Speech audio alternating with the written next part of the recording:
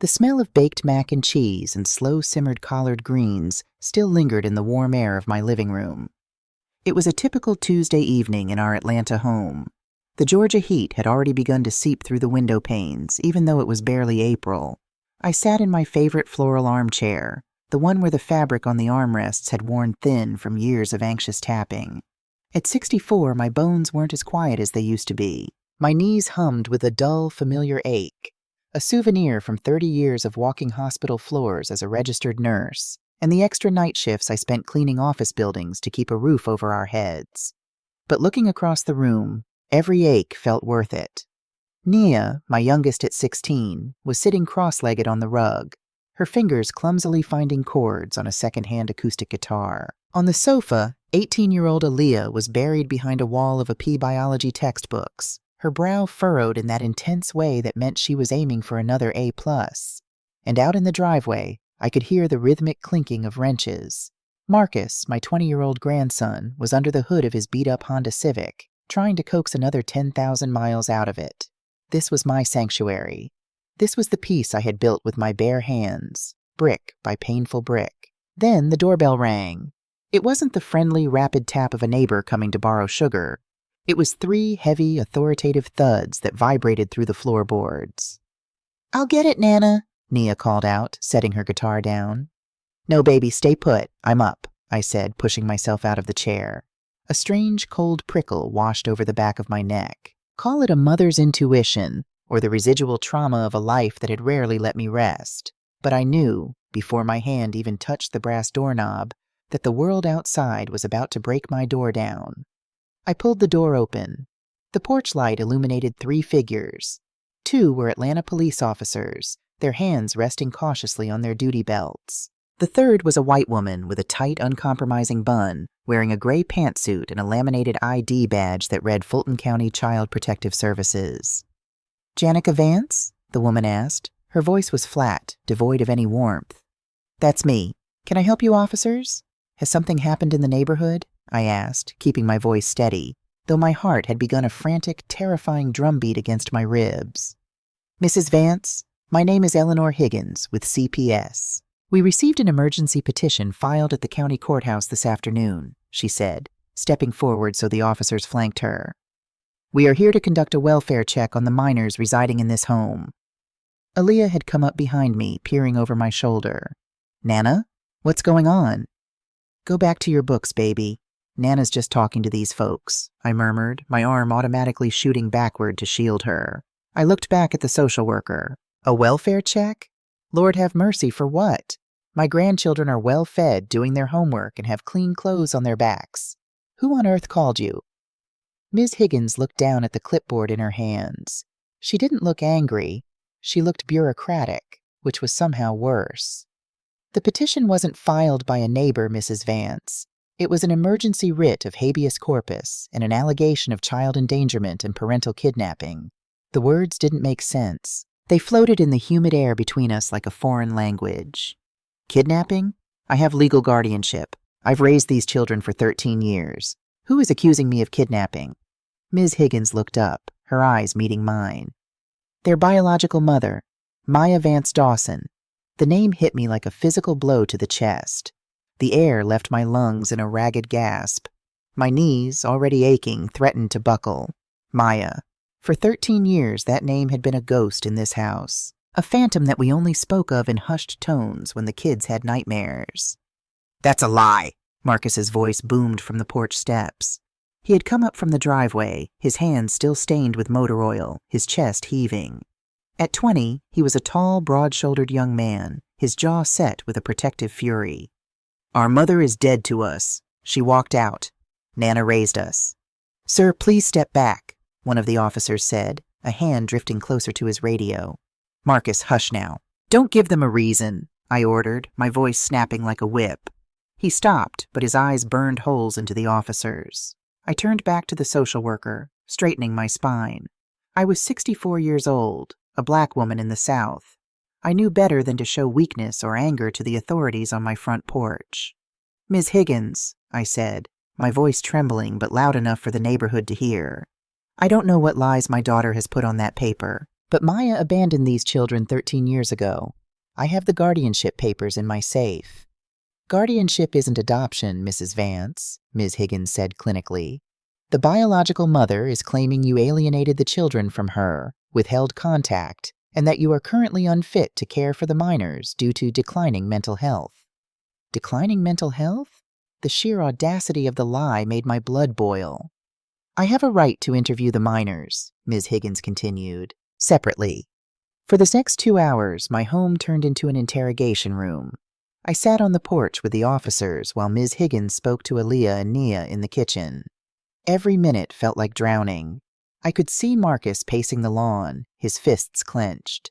When the social worker finally emerged, she looked slightly less stern, but still entirely professional. "The girls appear healthy and report no abuse," Ms. Higgins said, writing furiously on her clipboard. "However, given the severe allegations of parental kidnapping and elder cognitive decline filed by Mrs. Dawson, this is an open investigation. You will be served with a formal summons to family court within the week. Do not attempt to leave the state." When their squad cars finally pulled away, the taillights disappearing into the Atlanta night, the silence they left behind was deafening. My 3 grandchildren gathered around me in the living room. Nia was crying silently, her tears tracking through the dust on her cheeks. Aaliyah looked terrified. Marcus looked ready to go to war. "Nana," Aaliyah whispered, her voice breaking, "is she going to take us?" I pulled all 3 of them into my arms, burying my face in Nia's hair, smelling the coconut oil she used. "Over my dead body," I promised them. "Over my dead body." Later that night, long after I had tucked the girls in and convinced Marcus to try and get some sleep, I sat alone at the kitchen table. The house was finally quiet, save for the ticking of the clock on the wall. I poured myself a mug of chamomile tea, but my hands were shaking so badly it rattled against the saucer. I looked at the framed photographs lining the hallway. Marcus at his high school graduation, Aaliyah holding her first-place trophy from the debate team, Nia missing her 2 front teeth, smiling brightly in her Sunday best. And then I closed my eyes, and the memories I had tried to bury for over a decade came clawing their way to the surface. It was November 13 years ago. A bitter, unusual freeze had descended on Georgia, the kind of wet, bone-chilling cold that the South never knew quite how to handle. I had just come home from a 12-hour shift at Grady Memorial Hospital. My feet were swollen, and all I wanted was a hot bath and my bed. The knock on the door that night was frantic, desperate. When I opened it, the icy wind whipped into the hallway, bringing with it the smell of cheap cigarettes, stale rain, and despair. Standing there was my daughter, Maya. She was 25 but looked 40. Her collarbones jutted out sharply against her thin sweater. Her eyes were hollow and bruised underneath, and her pupils were pinpoint tiny, the unmistakable signature of the opioids that had been hollowing her out for 2 years. Clinging to her legs were 3 shivering children. Marcus was 7, wearing a jacket 2 sizes too small. Aaliyah was 5, her hair uncombed and matted. And little Nia, barely 3, was crying, a wet, rattling cough shaking her tiny chest. They were filthy. They smelled of unwashed clothes and sour milk. "Mama," Maya had croaked, her voice trembling. She didn't look me in the eye. She couldn't. "Maya? Good Lord, get these babies out of the cold," I said, rushing forward to pull them inside. But Maya didn't step over the threshold. She stayed on the porch, her hands shoved deep into her pockets. "I can't stay, Mama. I got a ride waiting. I just need you to watch them. Just for a week. Just until I get my head straight. Tyrone said we can't take 'em where we're going." Tyrone, a man she had met at a gas station 3 months prior. A man with a rap sheet longer than my grocery list. "You're leaving your children here so you can run off with some man while you're high out of your mind?" I yelled, the anger burning through my exhaustion. "Look at them, Maya. They're freezing. They're starving." "I'll be back, Mama. I swear to God, just give me a week to get on my feet," she had screamed back, tears mixing with the mascara smeared down her face. Before I could grab her arm, she turned and sprinted down the driveway, disappearing into the passenger side of a rusted sedan that had been idling by the curb. The tires screeched against the wet pavement, and she was gone. I stood in the open doorway, the freezing rain blowing against my face, looking down at my 3 grandchildren. Marcus looked up at me, his 7-year-old eyes holding a sorrow that no child should ever know. He reached out and took Aaliyah's hand, then pulled Nia close to his side, trying to protect them from a world that had just thrown them away. "Nana," Marcus had whispered, his teeth chattering. "Is Mommy coming back?" That night I bathed them. The water ran gray with dirt. I made them chicken noodle soup from a can, watching as they ate like they hadn't seen a warm meal in days. I held Nia upright against my chest all night so she could breathe through her asthma attack. A week passed, then a month, then a year. The phone never rang. There was no Christmas card, no birthday call, no dollar bill sent in the mail. Maya vanished into the opioid epidemic that was swallowing a generation whole. Rumors reached me through church folks that she had officially married Tyrone, that they were drifting from motel to motel in Florida, chasing the next high. I didn't have time to mourn the daughter I had lost, because I was too busy saving the children she had left behind. I was 51 years old. I was supposed to be planning my retirement, maybe saving up for a trip to see the Grand Canyon. Instead, I went back to the hospital and begged for overtime. When that wasn't enough to cover the groceries, the school supplies, the inhalers for Nia, and the therapy Marcus desperately needed to process his anger, I took a job cleaning a corporate law office downtown from midnight to 4 a.m. For 13 years, my life was a relentless cycle of work, cooking, helping with homework, and praying. I traded my peace of mind for their futures. I sat in the bleachers at every soccer game, clapped the loudest at every spelling bee, and held them through every fever and every heartbreak. I didn't just babysit them. I became their mother. And now, 13 years later, Maya had returned from the dead. Not with an apology, not with remorse, but with a lawyer and a lie, trying to rip my heart out of my chest.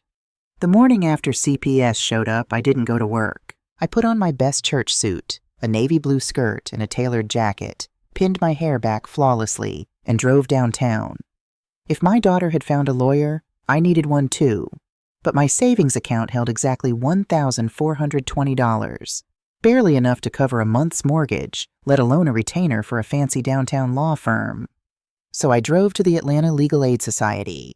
The waiting room smelled of stale coffee, industrial carpet cleaner, and sheer desperation. It was packed with people who looked just like me, folks whose lives had been upended by systems they didn't understand and couldn't afford to fight.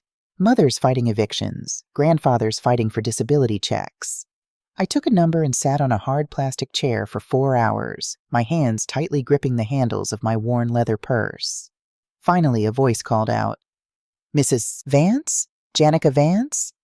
I stood up and followed the receptionist into a small, cramped office at the back of the building. Sitting behind a desk piled high with manila folders was a young man. He looked no older than 30, wearing a slightly wrinkled dress shirt with the sleeves rolled up, a tie loosened around his neck. His nameplate read, David Chen, staff attorney.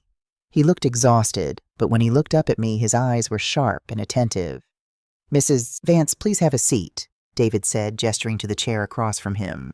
"I understand you're facing an emergency custody petition and a CPS investigation?" "That's right, Mr. Chen," I said, sitting down and keeping my back completely straight. "My daughter Maya abandoned her 3 children on my porch 13 years ago.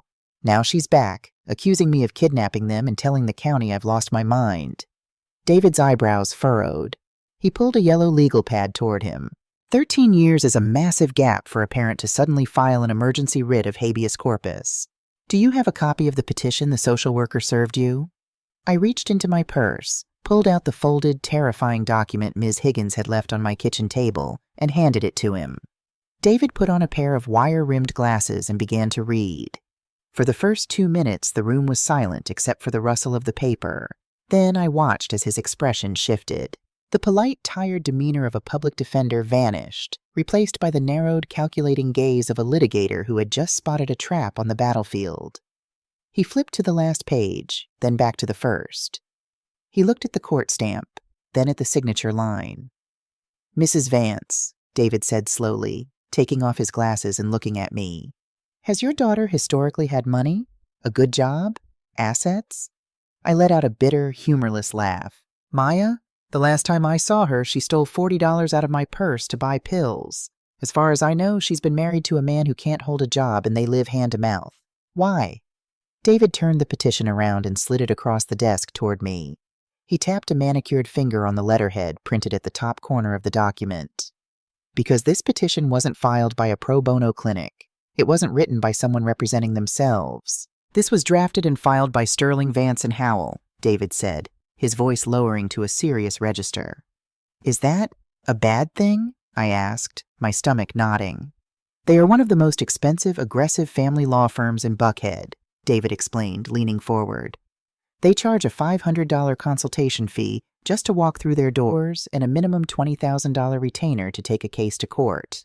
They don't do charity." I stared at the black ink on the page, the letters suddenly looking like venomous spiders. "I don't understand. Maya doesn't have $20,000. She doesn't have $20. How could she hire a firm like that?"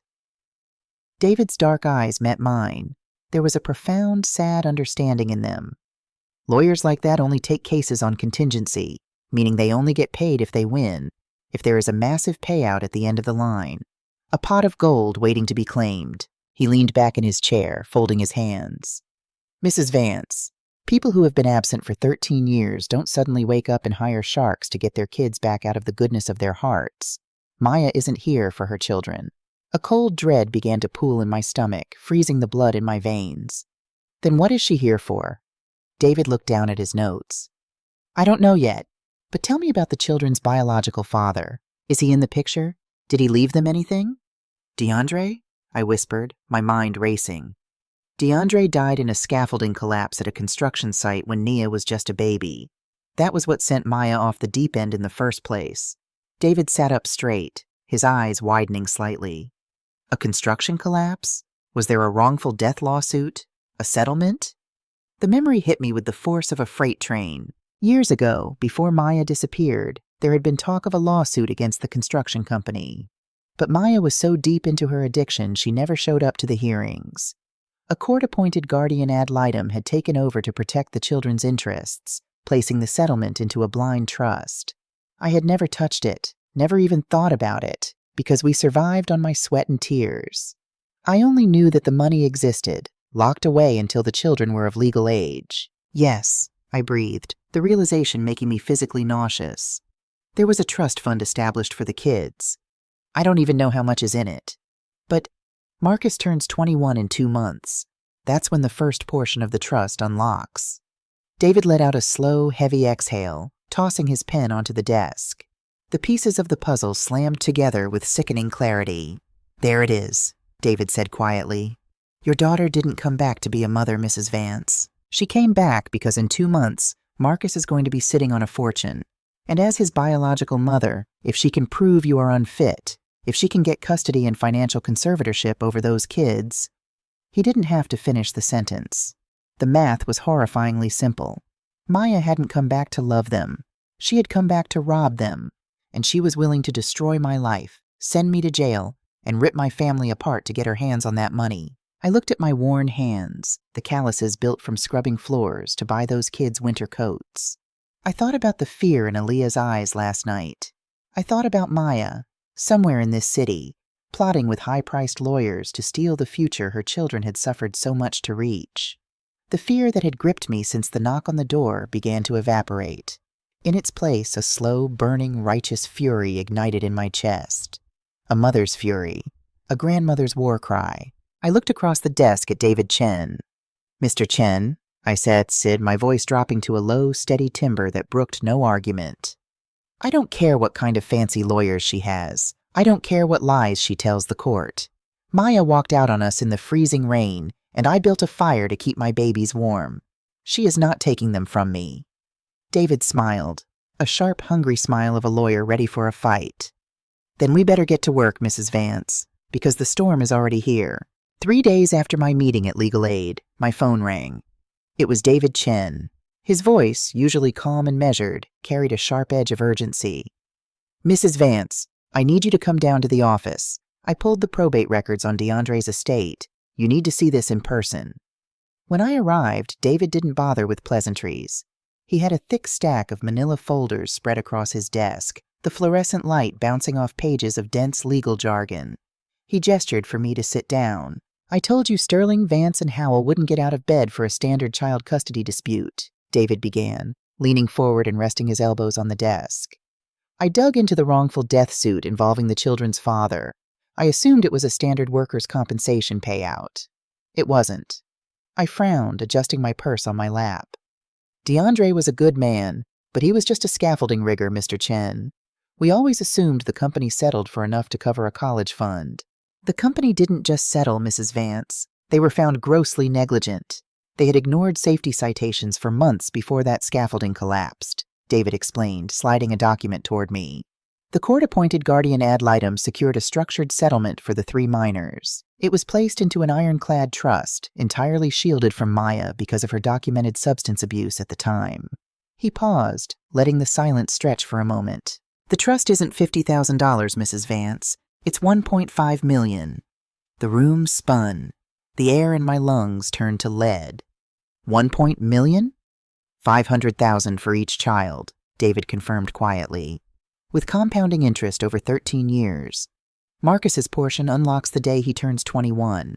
Aaliyah and Nia's portions follow when they come of age. But, and this is the crucial part, until they turn 25, the funds must be overseen by a legally appointed financial conservator. Right now, that's you. I stared at the numbers printed on the page. Too many zeros. It was blood money. Money paid for a father who would never get to walk his daughters down the aisle or teach his son how to shave. If Maya wins custody and proves you are an unfit guardian, David said, tracing a line on the paper with his pen, she doesn't just get the kids. She automatically becomes the conservator of $1.5 million trust. She can charge living expenses, administrative fees, and housing costs directly to the estate. She could drain it completely legally before Nia even graduates high school. A sick, twisting feeling settled in my gut. My daughter wasn't just trying to steal my family. She was trying to steal their future to fund whatever destructive life she had built with Tyrone. What do we do? I asked, my voice barely a whisper, but my jaw set like stone. We brace for impact, David said grimly. Because a firm like Sterling is going to play dirty. They have to prove you're unfit, and they will try to break you down to do it. David was right. The storm didn't just break. It tore through my life with a calculated, vicious precision. It started with the phone calls. I was in the kitchen, chopping bell peppers for dinner, when my cell phone buzzed on the counter. It was an unknown number. I wiped my hands on my apron and answered. Hello? Mom. The voice was softer than I remembered, stripped of the manic, drug-fueled edge it had 13 years ago, but it still sent a shiver down my spine. Maya, I said, my grip tightening on the phone. Mom, please just listen to me, she said. She sounded rehearsed, like an actress reading lines from a script. You're getting old. Raising teenagers is too much for you. You don't have to fight this. Let me help you. You've been so confused lately, I just want to take the burden off your shoulders. Confused? I snapped, the audacity of the word lighting a fire in my chest. The only thing I'm confused about is how you sleep at night. You don't care about these kids. You care about DeAndre's money. There was a pause on the line. When she spoke again, the soft, victimized tone was gone, replaced by a cold, metallic threat. I'm their mother, Janica. The law is on my side. Don't make me humiliate you in court. You're sick. You know you're sick. Give them to me before you embarrass yourself. She hung up before I could reply. I stood in the kitchen, my heart pounding, a cold sweat breaking out on my forehead. You're sick. You know you're sick. What on earth was she talking about? I didn't have to wait long to find out. The next afternoon, Aaliyah came slamming through the front door, her backpack hitting the floor with a heavy thud. She was practically vibrating with anger, her eyes red-rimmed. Nana, look at this, she demanded, shoving her smartphone into my hands. It was Facebook. Maya had created a public page titled Reunite a Mother's Heart. There was a heavily filtered recent photo of Maya, looking tragic and put together, wearing a modest cardigan. Beneath it was a long, agonizing post. For 13 years, my heart has been bleeding. I made mistakes as a young, grieving widow, and my mother took advantage of my vulnerability to steal my babies. Now, as she suffers from cognitive decline, she is holding them hostage out of spite, alienating them from the mother who loves them. Please pray for my family as I fight the hardest legal battle of my life to bring my children home to a safe, sane environment. The post had hundreds of shares. Strangers in the comments were calling me a monster, a kidnapper, a toxic narcissist. People who didn't know the smell of Nia's asthma medicine or the sound of Marcus's nightmares were judging me based on the lies of a woman who hadn't bought them a single pair of socks in over a decade. She's psycho, Aaliyah choked out, swiping at a tear angrily. Kids at school are seeing this, Nana. They're asking me why you kidnapped us. I pulled Aaliyah into my chest, stroking her braids. Shh, let them talk, baby. The truth doesn't need a Facebook page. We know who we are. But despite my brave face, the psychological warfare was taking its toll. I wasn't sleeping. I was constantly checking the locks on the doors. Every time a strange car drove slowly past our house, my chest tightened. Maya was trying to gaslight me, trying to make me feel isolated and crazy. And then she made her move.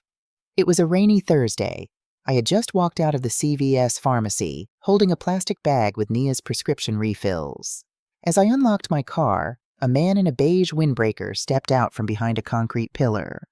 "Janica Vance?" he asked. "Yes?" He shoved a thick, legal-sized envelope against my chest. "You've been served." He turned and walked away before I could even process what had happened. I sat in the driver's seat of my car, the rain drumming a frantic beat against the windshield, and tore the envelope open. It was an ex parte motion for emergency custody.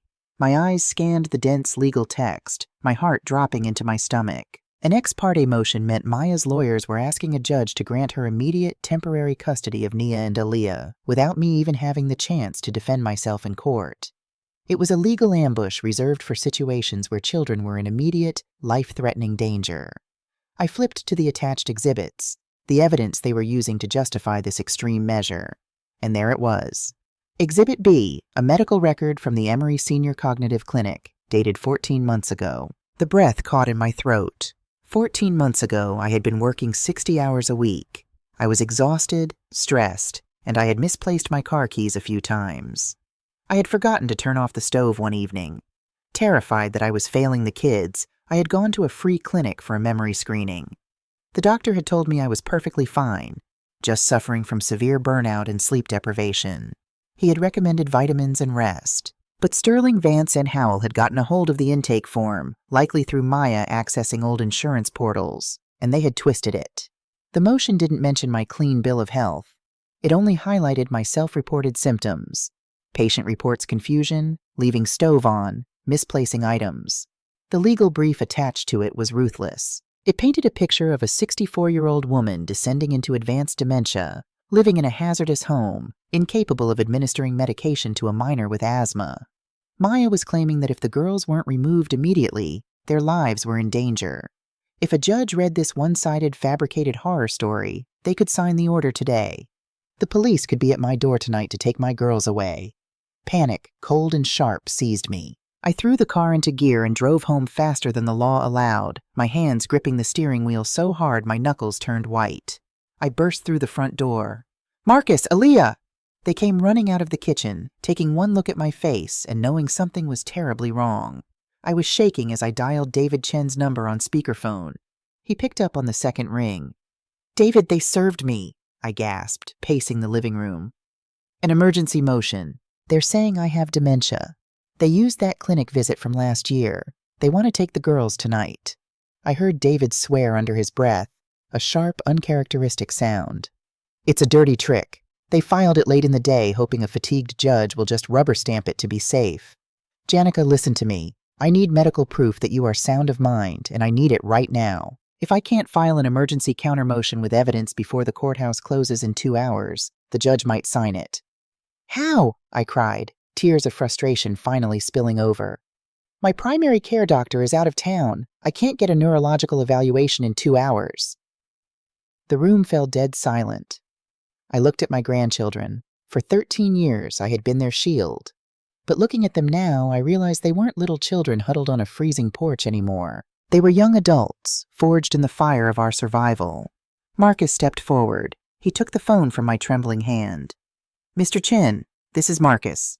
"Marcus, I know what you need," Marcus interrupted, his voice deep, steady, and carrying an authority that made him look exactly like his father. "You need proof my Nana isn't losing her mind. Will a sworn video affidavit work? If it's compelling enough, and signed under penalty of perjury, it might give the judge enough pause to deny the emergency order and force a full hearing," David said. "Give me 30 minutes, Marcus said and hung up. He turned to Aaliyah. "Grab your ring light and your phone. Set it up on the dining table. Nia, go get the lockbox with the household budget and your medical files." "Marcus, what are you doing?" I asked, wiping my face. "We're going to war, Nana," he said gently, guiding me to the chair at the head of the dining table. "She thinks she can paint you as a helpless old woman? We're going to show the judge exactly who runs this house." For the next 20 minutes, my dining room turned into a deposition chamber. Aaliyah hit record on her phone. Marcus stood behind the camera, holding a legal pad. "State your name and date of birth for the record," Marcus said, his voice professional. "Janica Louise Vance, October 12, 1961, I replied, sitting perfectly straight, my hands folded on the table. "Nana, Maya Dawson claims you are suffering from severe cognitive decline," Marcus continued. "Can you tell the court the exact breakdown of our household budget for this month?" I didn't even blink. "Mortgage is $840, due on the 1st. The electric bill was $112 this month because we ran the AC, paid on the 15th. Nia's albuterol inhalers cost $45 with the Legal Aid Pharmacy discount card, picked up today at 2 p.m. We have $300 allocated for groceries, and I currently have $1,420 in my savings account." "She claims you are incapable of managing medical care," Marcus pushed. "What is Nia's exact asthma protocol?" "2 puffs of albuterol as a rescue inhaler during an attack," I fired back, my voice gaining strength with every word. "1 puff of Flovent every morning and night as a preventative. If her peak flow meter drops below 200, we drive straight to Grady Memorial ER, not the urgent care, because the urgent care doesn't have a pediatric respiratory specialist on call." Marcus nodded, stepping into the frame. He looked directly into the camera. "My name is Marcus Vance. I am 20 years old. I am a junior at Georgia State University." The woman sitting behind me did not lose her mind. She sacrificed it, piece by piece, working night shifts to keep us alive after the woman who gave birth to us abandoned us in the dead of winter. Nana manages our finances, our health, and our futures with more clarity than Maya Dawson has ever had in her entire life.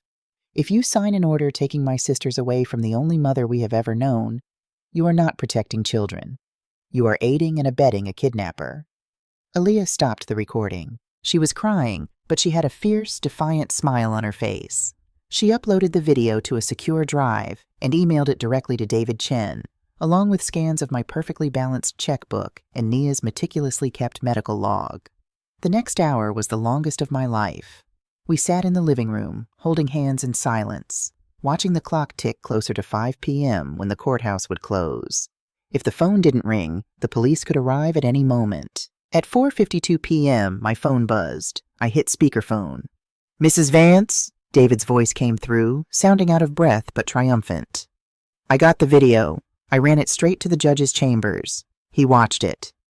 "And?" I asked, my heart stopping. "He threw Maya's motion out," David said, a grin evident in his voice. "He denied the emergency removal. He said if Sterling, Vance, and Howell try to file another ex parte motion with misleading medical records, he'll sanction the firm." A collective, shuddering sigh of relief went through the room. Nia buried her face in my shoulder, sobbing. Marcus squeezed my hand. "However," David's tone sobered, reminding us that the battle was far from over. "The judge has scheduled the main custody and conservatorship trial for exactly 1 month from today. Maya's lawyers are going to be furious that their ambush failed.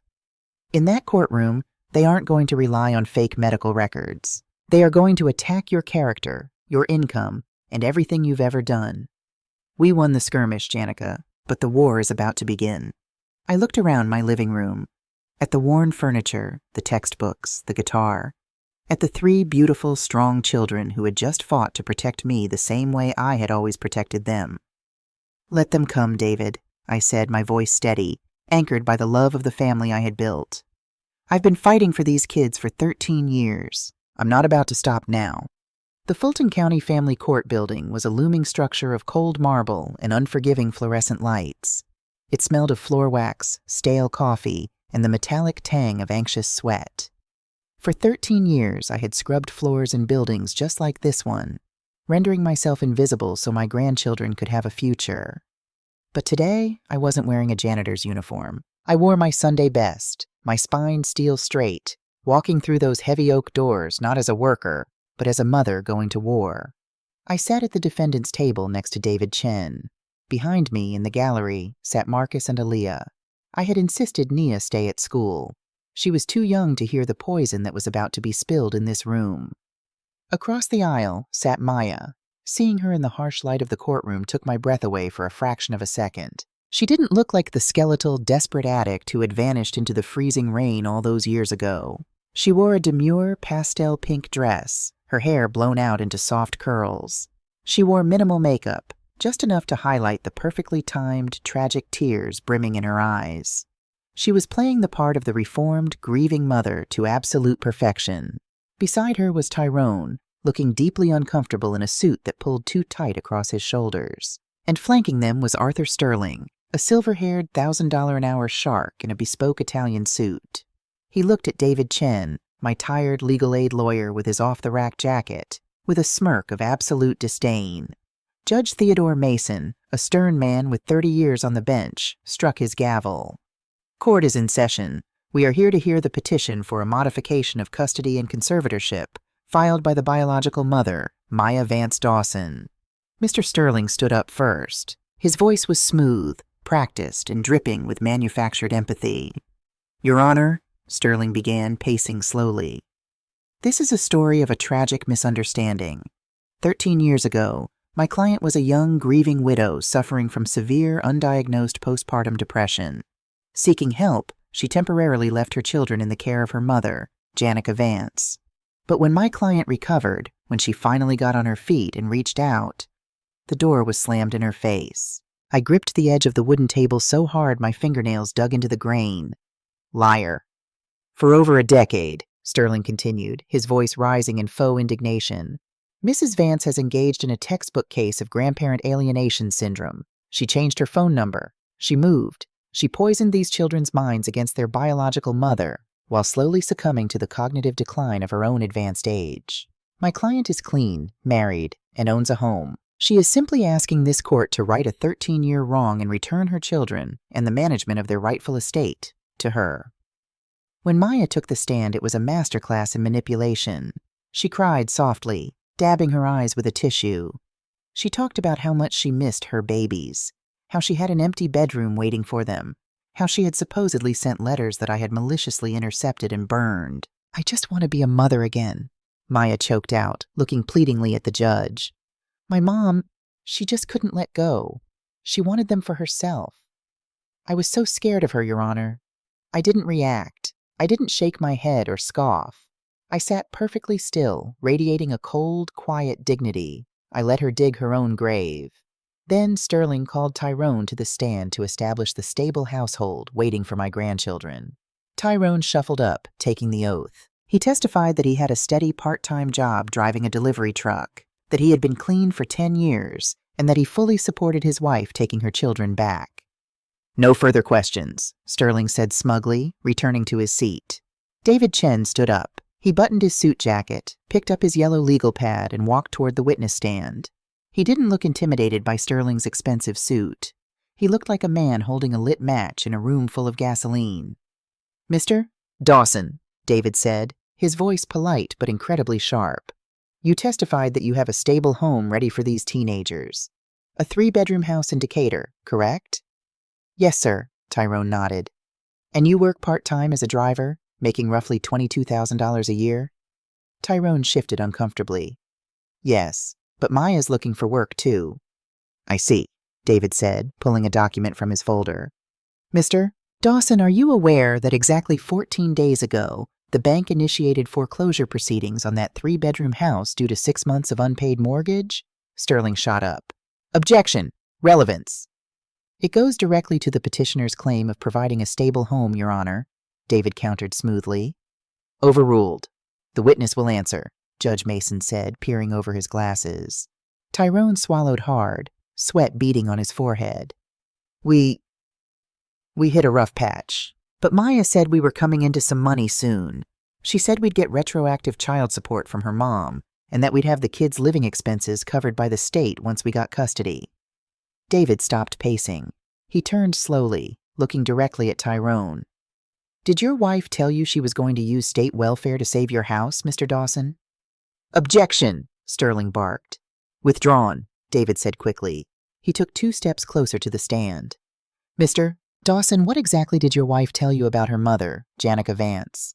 She told me her mom kidnapped the kids, Tyrone said, looking defensively at Maya. She said her mom forged papers to keep them, and that we were just coming here to get justice, to get our family back. David tilted his head. The courtroom was so quiet you could hear the hum of the air conditioning.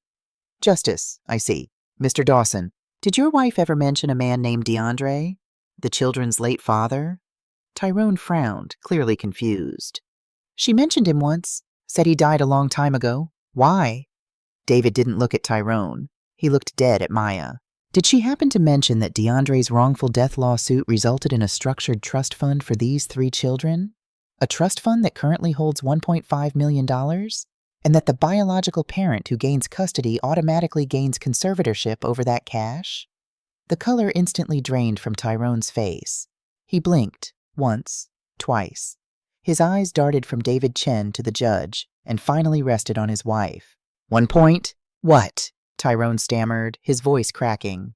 $1.5 million, Mr. Dawson, David repeated clearly. Did your wife tell you that her sudden maternal awakening perfectly coincided with the exact month that the oldest child, Marcus, is set to inherit a $500,000 payout? Objection! Counsel is testifying, Sterling yelled, his face turning red. But it was too late. The bomb had detonated.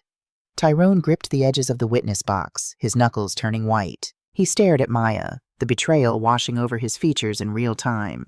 He wasn't a saint, but he realized in that exact second that he was nothing but a pawn. Maya had lied to him. She had dragged him into court, risking perjury, to help her steal a fortune she had kept completely secret from him. You lied to me, Tyrone whispered into the microphone, the sound echoing through the courtroom. He pointed a shaking finger at Maya. You told me we were fighting for your babies. You didn't say nothing about $1 million, Maya. You told me we were going to lose the house if we didn't do this. Tyrone, shut up, Maya shrieked, dropping her demure act completely. Judge Mason slammed his gavel repeatedly. Order! Order in my courtroom! Tyrone stood up from the witness stand, his chest heaving. I'm done. I ain't going to jail for fraud for you, Maya. I'm done. He pushed past the bailiff, shoved the heavy oak doors open, and walked out of the courtroom. Sterling was scrambling, whispering furiously to Maya, whose face was now twisted in a mask of panic and rage. The polished veneer was completely shattered. Your Honor, Sterling said, trying to salvage the wreckage. My client's husband is clearly confused. However, the financial assets of the children are irrelevant to the core issue. The core issue is that Maya Dawson is the biological mother. Mrs. Vance has no legal adoption papers, only a temporary guardianship granted by default. Maya never legally relinquished her rights. Any handwritten notes Mrs. Vance possesses claiming Maya abandoned them were written under the duress of addiction and hold absolutely zero legal weight. David Chen walked calmly back to our table. He looked down at me, offering a microscopic, reassuring nod. Your Honor, David said, addressing the bench, counsel is correct. Handwritten notes written under duress are not legally binding, which is why the defense calls our final witness, Patricia Henderson. The doors at the back of the courtroom opened. An older, dignified black woman with silver hair, wearing a sharp gray suit, walked down the aisle. Maya's head whipped around. For a second she looked confused. Then a look of pure, unadulterated terror washed over her face. Patricia Henderson took the stand and was sworn in. Mrs. Henderson, can you please state your previous occupation for the record? David asked. I was a senior caseworker for the Georgia Department of Family and Children's Services for 35 years, she replied with a clear, authoritative voice. I retired 4 years ago. Did you interact with the petitioner Maya Vance 13 years ago? I did, Mrs. Henderson said, looking at Maya with a gaze that could freeze boiling water. In November of that year, she came into my county office requesting emergency cash assistance and food stamps. And what did you tell her?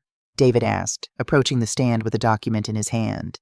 I informed her that because she had physically abandoned her children at her mother's residence the week prior, she was not the primary caregiver and therefore ineligible to claim them as dependents to receive state benefits, Mrs. Henderson stated.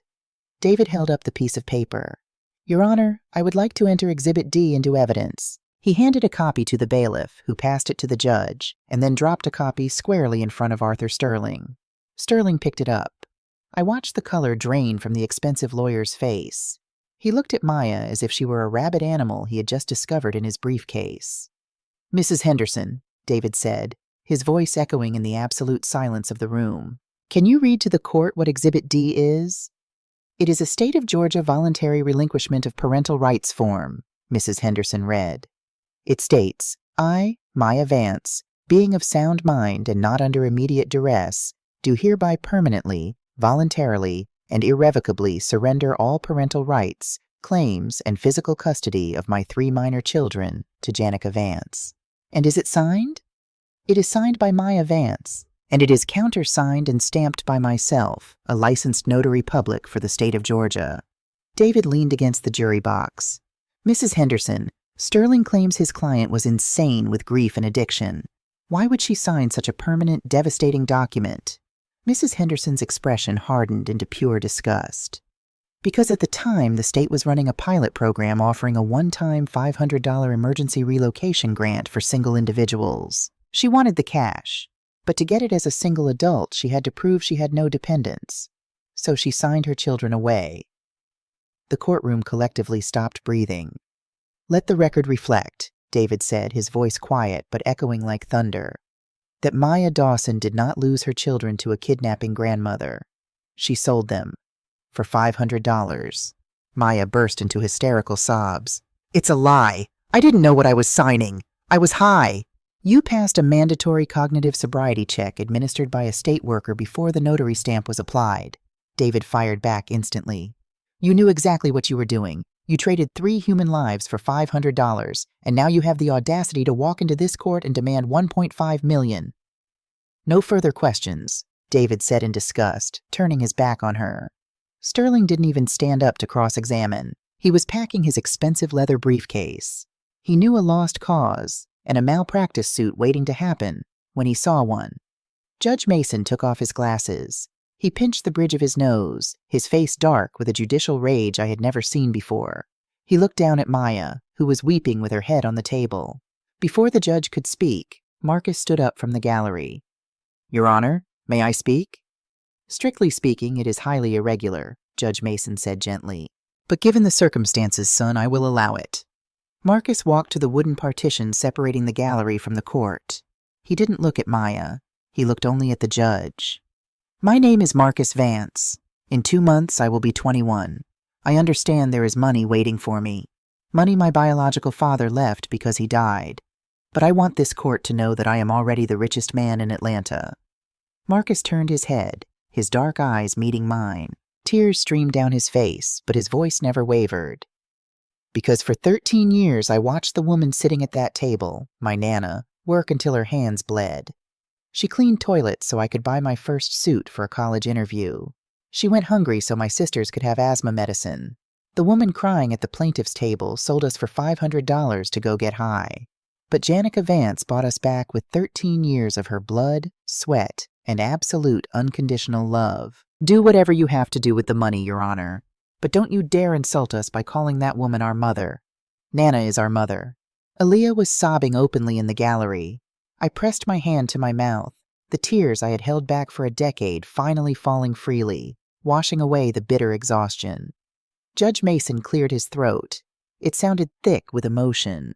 He picked up his gavel. "In my 30 years on the bench, I have rarely seen a petition so thoroughly built on fraud, malice, and maternal greed," Judge Mason declared, his voice ringing with absolute authority.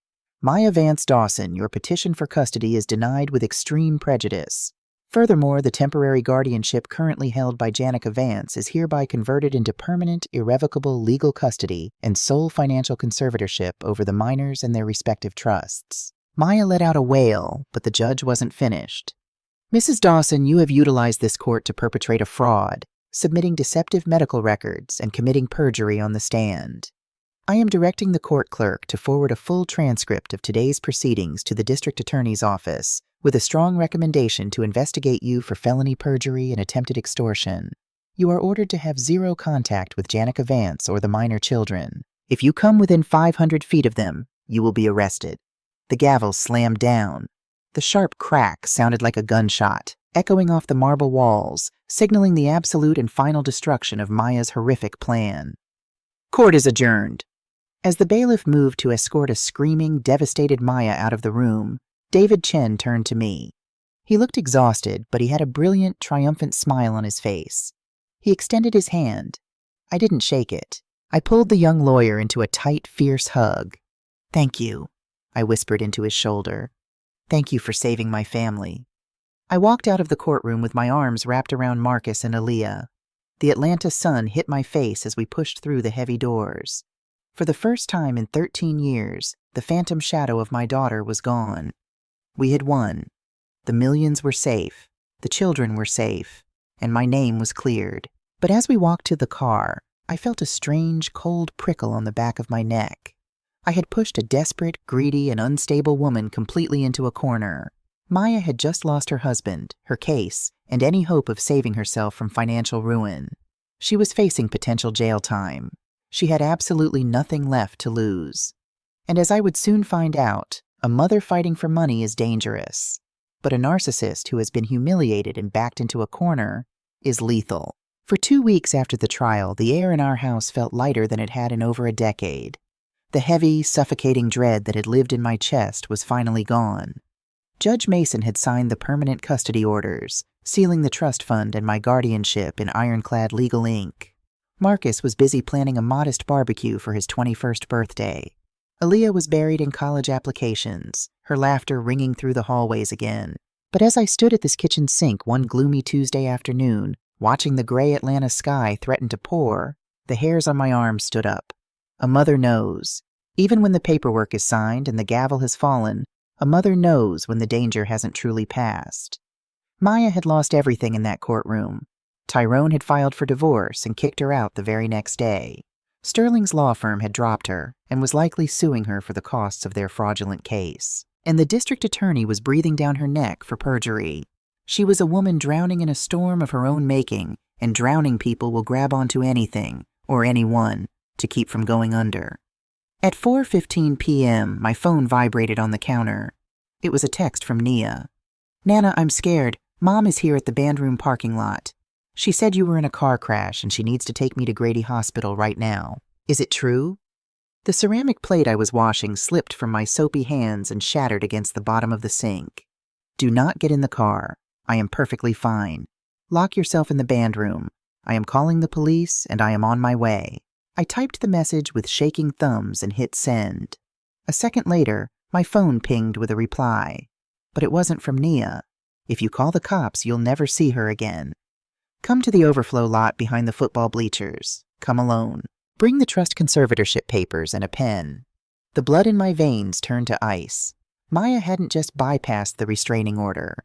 She had cornered my youngest grandchild. I didn't call 911. Not yet. As a black woman raising children in America, I knew the terrifying calculus of an armed, erratic person and a terrified teenager in a dark parking lot surrounded by police sirens.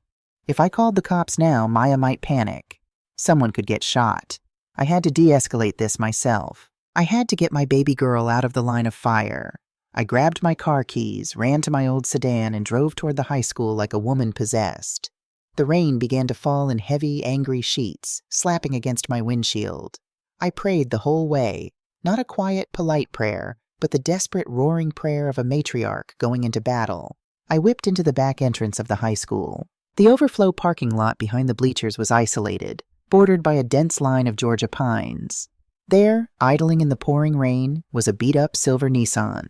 I slammed my car into park, deliberately blocking the exit aisle so the Nissan couldn't leave. I stepped out into the freezing downpour. Through the rain-streaked windshield of the Nissan, I saw them. Nia was in the passenger seat, pressed hard against the door, her face buried in her hands, weeping in absolute terror. In the driver's seat sat Maya. She looked unhinged. Her hair was matted to her face, her eyes wild and bloodshot.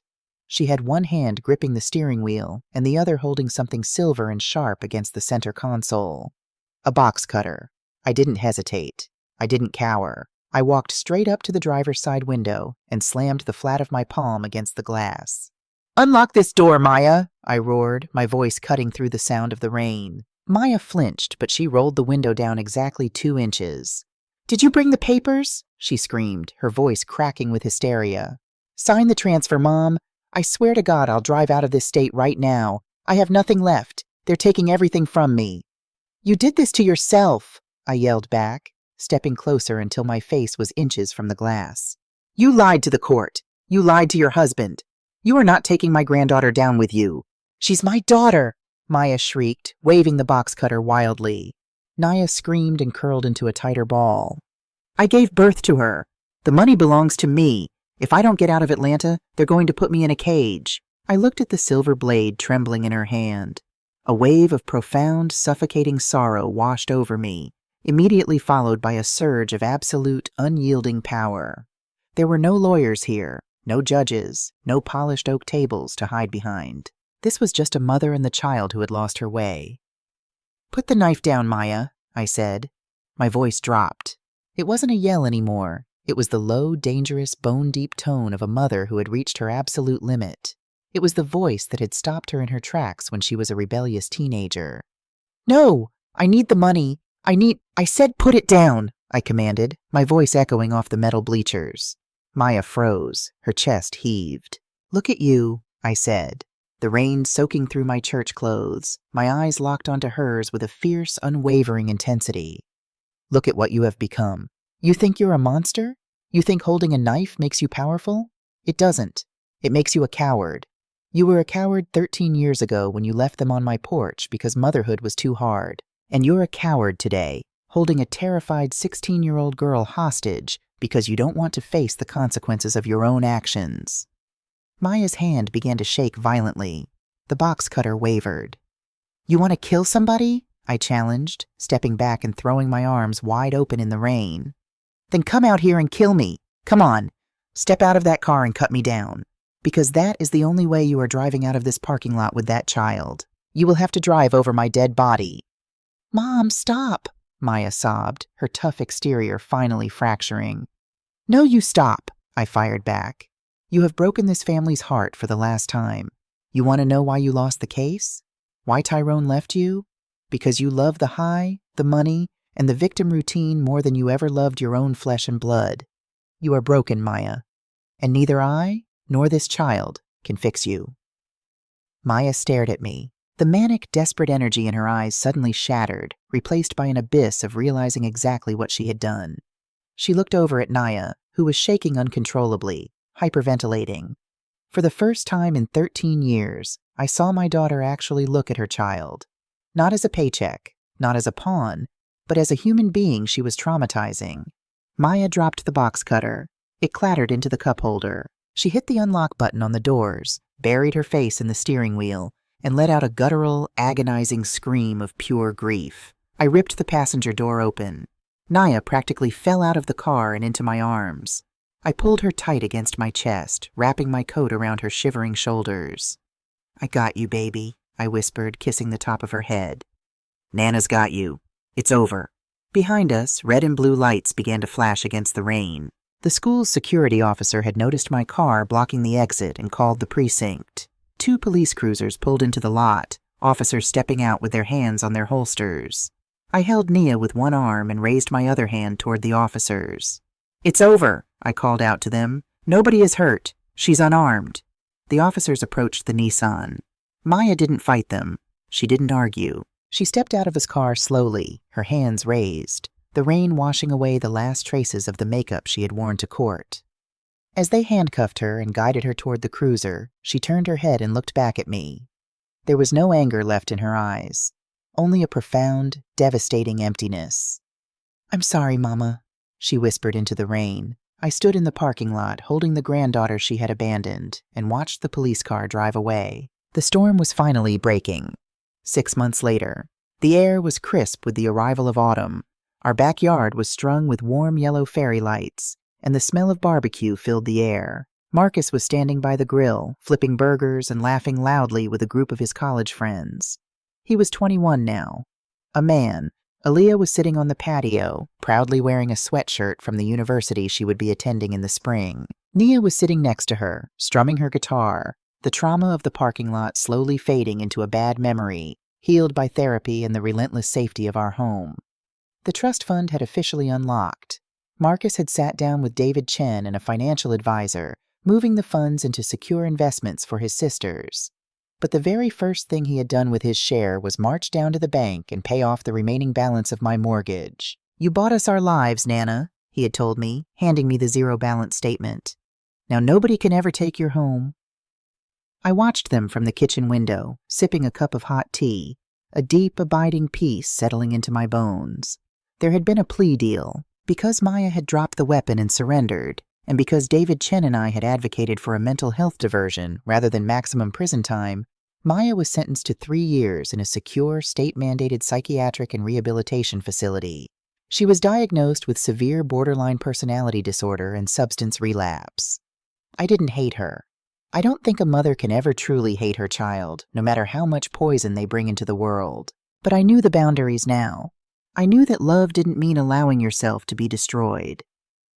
Every other Sunday, I packed a Tupperware container of my baked mac and cheese and drove 2 hours upstate to the facility. We sat in the visitor's lounge across from a plastic table. We didn't talk about the kids. The restraining order was still in full effect, and Maya knew better than to ask. We talked about the weather. We talked about her group therapy. I brought her clean socks and her favorite magazines. "Do you think they'll ever forgive me?" she asked me during my last visit, her voice timid, lacking all the grandiosity she once possessed. "I don't know, Maya," I answered honestly. "Forgiveness isn't a right you demand. It's a gift they might give you when you prove you're a safe person to be around. And that might take the rest of your life." She had nodded, tears silently tracking down her face, finally accepting the weight of the truth. I stepped out onto the back porch, the screen door clapping shut behind me. Marcus looked up from the grill and smiled, a bright, handsome smile that looked so much like his father's. Aaliyah waved me over to the patio chairs, and Nia began playing the opening chords of my favorite gospel hymn. I sat down in the center of my family. Sometimes the world tries to tell you that biology is destiny, that the blood in your veins dictates who you belong to. But sitting under those fairy lights, looking at the 3 incredible human beings I had raised from the ashes of a broken promise, I knew the real truth. Being a mother isn't just about giving birth. It's about staying. It's about walking into the freezing rain when everyone else runs away. It's about standing between the people you love and the monsters trying to take them, even if the monster has your own eyes. I was Janica Vance. I was 64 years old. I was a nurse, a janitor, a survivor. But most importantly, I was their mother. And I always would be. Time is a funny thing. When you are in the middle of a storm, a single minute can feel like a lifetime. But when the skies finally clear and you are simply living, truly living, the years slip through your fingers like warm sand. 5 years had passed since the afternoon in the rain-soaked parking lot. 5 years since the gavel fell and Judge Mason permanently sealed my family's safety. I was 69 years old now. The gray in my hair had fully taken over, replacing the dark strands with a crown of silver. My knees still ached, perhaps a little more in the winter months. But my heart? My heart was lighter than it had been since I was a young woman. Marcus was 26. He had graduated with a degree in civil engineering, secured a job at a prestigious firm downtown, and was already talking about putting a ring on his girlfriend's finger. Aaliyah, at 23, was in her second year of a master's program in social work. She wanted to reform the very foster care systems that had almost torn our family apart. And Nia, my sweet, quiet Nia, was 21. She was a junior in college, majoring in music therapy, using her guitar to help children process trauma. The trust fund money had served its purpose. It paid for their educations, gave them a safety net, and allowed them to step into adulthood without the crushing weight of financial anxiety. But as October rolled around, bringing with it the crisp autumn breeze that swept through the streets of Atlanta, a different kind of weight settled over our household. The 5-year restraining order against Maya was set to expire. For half a decade, the law had been an invisible fortress around my grandchildren. Maya had served her 3 years in the state psychiatric and rehabilitation facility, and for the past 2 years, she had been living in a halfway house on the outskirts of the city, working as a cashier at a local grocery store. I had kept tabs on her from a distance, mostly through David Chen, who had become a trusted family friend. By all accounts, Maya had stayed clean. She had attended her mandatory NA meetings. She hadn't been arrested. But staying out of trouble and being a mother were 2 entirely different universes. On a brisk Tuesday morning, exactly 3 days after the restraining order legally dissolved, I walked out to the mailbox. Nestled between a light bill and a grocery flyer was a thick, cream-colored envelope. It wasn't addressed to me. The handwriting was neat, careful, and terrifyingly familiar. It was addressed to Marcus, Aaliyah, and Nia Vance. I stood at the end of the driveway, the cold wind whipping my cardigan around my shoulders, staring at that envelope. 13 years ago, I would have hidden it. I would have burned it to protect them from the pain she always brought with her. When they were children, I was their shield. But they weren't children anymore. They were adults. And part of raising adults meant knowing when to lower the shield and let them face the world on their own. That evening, I called a family meeting. The kids gathered around the dining room table. I placed the unopened envelope right in the center, next to a vase of fresh sunflowers. The room went dead silent. Marcus recognized the handwriting immediately. His jaw clenched. Aaliyah crossed her arms over her chest, leaning back in her chair. Nia reached out and held my hand, her fingers trembling slightly. "The restraining order expired on Friday," I said, my voice steady, calm, and stripped of any pressure. "This arrived today. I haven't opened it. I haven't looked at it. It belongs to the three of you." Marcus stared at the envelope as if it were a live grenade. "Did she ask you for permission to send this, Nana?" "No," I replied truthfully, "but legally she doesn't have to anymore. And morally she wrote to you, not me." "I don't want to read it," Nia said quickly, her voice tight. The trauma of the parking lot was still a scar, even if it had faded. "Throw it away, Marcus." "Wait," Aaliyah intervened gently. "We're adults, Nia. We can't just pretend she doesn't exist out there. Let's just see what she has to say. If it's another threat, we take it straight to David Chen and file for a permanent extension of the order." Marcus nodded slowly. He picked up a butter knife from the table and sliced the envelope open. Inside were 3 separate handwritten letters and 1 main page. He unfolded the main page and began to read aloud. "Marcus, Aaliyah, Nia. I know seeing my handwriting might make you angry or scared. I don't blame you. I am not writing this to ask for money. I am not writing this to ask for custody or favors or to pretend that the last almost 20 years didn't happen. I have been sober for 5 years. I have a job. I have a tiny apartment. But the only thing I don't have is peace, because I know the damage I caused you. I am writing to ask for exactly 1 hour of your time. In public. At a coffee shop of your choosing. I just want to look you in the eyes and apologize properly. If you say no, I will never contact you again. I promise. Maya." Marcus stopped reading. He set the paper down. The silence in the dining room was thick, heavy with the ghosts of our past. "What do you think, Nana?" Aaliyah asked, looking over at me, seeking the guidance I had always provided. I took a deep breath. "I think that this is the ultimate test of everything I've taught you. I raised you to be strong, to have boundaries, and to know your worth. If you don't want to see her, you owe her absolutely nothing. But if you need closure, if you need to look her in the eye and say your piece, then you go. But you go together, and you go on your terms. This is your choice, not mine." They debated for 2 hours. Nia was resolute. She was not ready. She didn't want to see Maya, and she felt no guilt about it. Marcus and Aaliyah, however, felt a different pull. They didn't want a relationship, but they wanted to see for themselves if the monster under their bed had truly lost her teeth. They agreed to meet her. The following Saturday, the skies over Atlanta were clear and bright. Marcus and Aaliyah chose a busy, well-lit Starbucks in a crowded outdoor shopping center. It was neutral ground, surrounded by people, impossible for a scene to unfold without witnesses. I didn't go with them. I stayed home with Nia. We baked a peach cobbler, but neither of us could really focus on the recipe. My heart was in my throat the entire afternoon. Letting them walk into a room with the woman who had broken them felt like sending soldiers off to war, but I had to trust the armor I had built for them. When Marcus and Aaliyah finally returned home 3 hours later, the sun was beginning to set.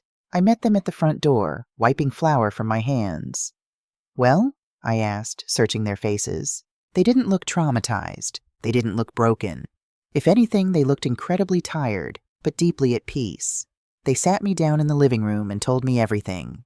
Maya had arrived 15 minutes early. She looked much older, Aaliyah told me. The flashy, manipulative energy she had carried in the courtroom 5 years ago was entirely gone. She wore a simple uniform from the grocery store where she worked. She looked tired, humble, and small. "She didn't try to hug us," Marcus said, leaning forward, his elbows on his knees. "She just sat across from us, and she cried. but not the fake, loud crying she did for the judge. It was quiet. "What did she say?" Naya asked softly from the armchair. "She took accountability," Aaliyah answered, a sense of quiet wonder in her voice. She didn't blame her addiction. She didn't blame Tyrone. She didn't even try to blame Nana this time. She just looked at us and said, "I was selfish, I was a coward, and I traded the best things in my life because I was weak. You didn't deserve it, and Nana didn't deserve to carry my burden." I felt a lump rise in my throat. 13 years of fighting, 5 years of court battles and restraining orders, and finally, the truth had been spoken, not to a judge, but to the children who needed to hear it.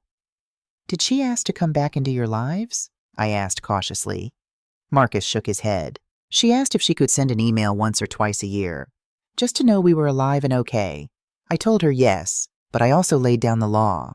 I told her she is not our mother. I told her that title belongs to you, Nana, and it always will. I told her we aren't going to have Thanksgiving dinners together, and she's not going to be sitting in the front row at any weddings." "How did she take it?" Nia asked. "She nodded," Marcus said softly. "She said she understood. She said she didn't earn the right to be a mother. She just wanted the grace to be a distant acquaintance who wishes us well." Aaliyah reached over and took my hand. "It was strange, Nana, seeing her sitting there. I didn't feel angry anymore. I just felt pity.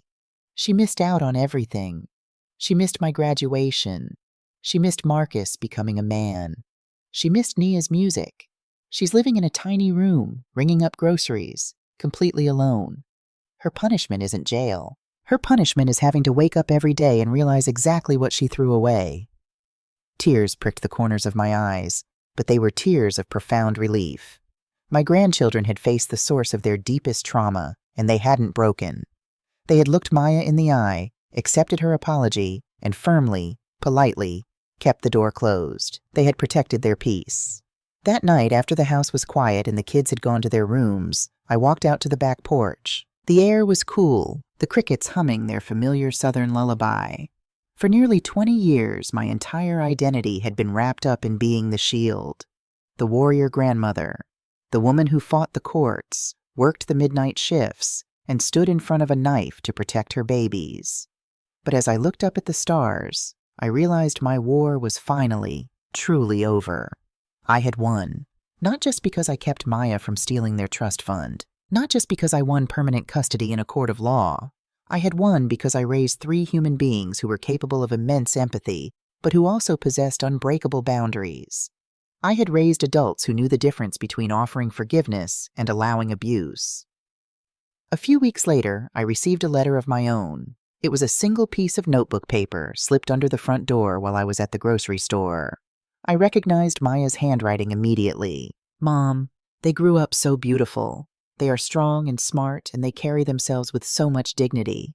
I know I don't have the right to say this, but I am so incredibly proud of them. But mostly, I am writing this to thank you. I hated you for a long time because you wouldn't let me get away with my lies. You forced me to hit rock bottom, but sitting across from Marcus and Aaliyah, I realized that you did the one thing I was completely incapable of doing. You saved my children, even from me. I will leave them alone now. I will respect their boundaries. I am going to try to build a quiet life and try to be a person who doesn't cause pain anymore. Thank you, Mom, for being the mother to them that I couldn't be." Maya. I stood in the hallway, holding the letter. I didn't cry. I didn't tear it up. I simply folded it neatly, walked into my bedroom, and placed it inside my jewelry box. I didn't need to write back.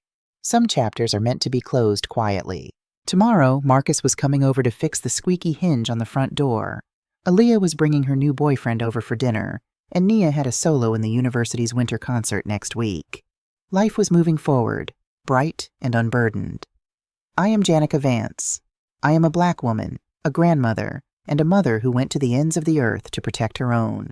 And if I had to do it all over again, every double shift, every tear, every terrifying moment in that courtroom, I would do it in a heartbeat.